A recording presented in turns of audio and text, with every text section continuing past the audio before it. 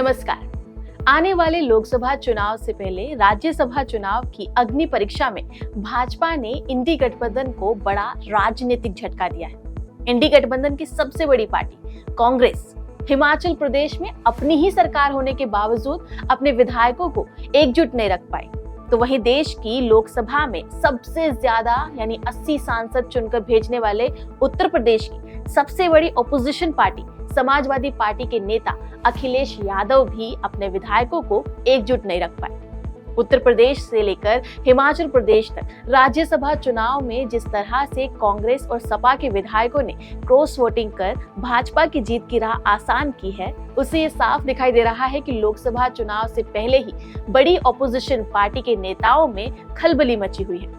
आने वाले लोकसभा चुनाव में भाजपा की बड़ी जीत को पक्का मानकर दूसरी पार्टियों के नेता भी अब भाजपा के साथ ही जुड़ना चाहते हैं।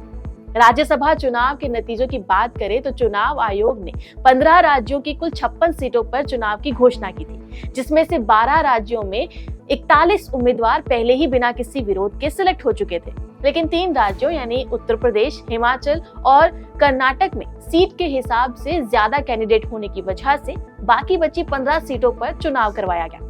आप जानते हैं इस पूरे चुनाव में सबसे मजे की बात क्या रही? वो ये कि हिमाचल प्रदेश में अपनी सरकार होने के बावजूद भी कांग्रेस अपने विधायकों को क्रॉस वोटिंग से नहीं रोक पाई। हो सकता है कि भरोसा ही ना दिला पाई। हालांकि इस पहाड़ी स्टेट में भाजपा की जीत में किस्मत का भी एक बहुत ही इंपॉर्टेंट फैक्टर देखा जा सकता है। हिमाचल प्रदेश में 9 विधायकों के क्रॉस वोटिंग की वजह से भाजपा के हर्ष महाजन और कांग्रेस के अभिषेक मनु सिंघवी दोनों को 34-34 वोट मिले थे। दोनों को बराबर वोट मिलने की वजह से पर्ची से विजेता का फैसला किया गया, जो भाजपा उम्मीदवार के पक्ष में आया। वहीं उत्तर प्रदेश में भी विपक्षी गठबंधन को बड़ा झटका लगा।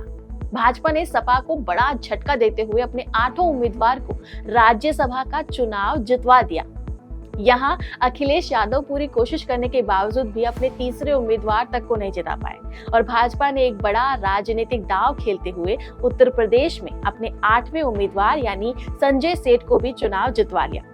वहीं कर्नाटक में उम्मीद के मुताबिक कांग्रेस के 3 उम्मीदवारों यानी अजय माकन, सैयद नसीर हुसैन, जीसी चंद्रशेखर और भाजपा के एक उम्मीदवार यानी नारायण साहब भांडगे को जीत मिली। वहीं जेडीएस से चुनाव लड़े रहे 5 उम्मीदवार यानी के रेड्डी को हार का सामना करना पड़ा। राज्यसभा चुनाव में ये बड़ी जीत हासिल कर भाजपा ने न सिर्फ विपक्षी गठबंधन को राजनीति के मैदान में पछाड़ दिया है, बल्कि इसी जीत के साथ अब भाजपा के नेतृत्व वाले एनडीए गठबंधन को राज्यसभा में भी बहुमत हासिल हो गया है। ऐसे में उम्मीद जताई जा रही है कि जिस तेजी से सभी पार्टियों का बीजेपी की तरफ मोह बढ़ रहा है, तो वो समय दूर नहीं जब मोदी की कही बात जिसमें उन्होंने 400 के पार जाने का टारगेट रखा है वो पूरा हो जाएगा। खैर, बदलती भारत की राजनीति और कमजोर होता विपक्ष यूं तो एक अच्छा संकट नहीं है, पर अब जो है सो है। आपका इस पे क्या कहना है? हमें कमेंट करके जरूर बताएं। नमस्कार।